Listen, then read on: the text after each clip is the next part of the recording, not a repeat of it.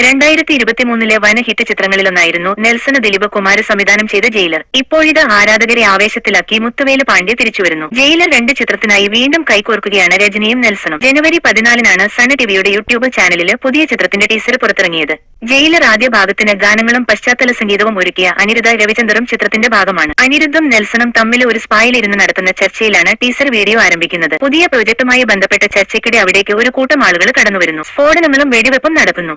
ആളുകൾ ഓടിമറഞ്ഞതിനു പിന്നാലെ സീനിലേക്ക് ഒരു നിഴല് രൂപം കടന്നുവരുന്നു. സാക്ഷാല് മുത്തുവേല് പാണ്ഡ്യനായിരുന്നു അത്. പിന്നാലെ അദ്ദേഹത്തിന് നേരെ 3 സായുധ വാഹനങ്ങളെത്തുന്നു. അവരെ കണ്ട് തന്റെ മുഖത്തെ കണ്ണട ഊരി വീശുന്ന മുത്തുവേല് പാണ്ഡ്യ. പിന്നാലെ അവർക്ക് നേരെ പെട്ടെന്ന് എവിടെ നിന്നോ പറന്നെടുത്ത മിസൈലുകൾ. വാഹനങ്ങൾ തീഗോളത്തിനൊപ്പം വായുവിൽ ഉയരുന്നു. ജയിലറിന്റെ ഹുക്കും സൗണ്ട് ട്രാക്കിന്റെ പശ്ചാത്തലത്തില് രജനിയുടെ മുഖം സ്ക്രീനിൽ തെളിയുന്നു. ആദ്യ ഭാഗത്തു നിന്ന് ആവേശം ഒട്ടുകുറിയില്ലെന്ന് സൂചന നൽകിക്കൊണ്ടാണ് അണിയറ പ്രവർത്തകര് ജയിലർ 2 അനൗൺസ്മെന്റ് ടീസർ തയ്യാറാക്കിയിരിക്കുന്നത്. ചിത്രത്തിന്റെ കൂടുതൽ വിശദാംശങ്ങൾ പുറത്തുവന്നിട്ടില്ല.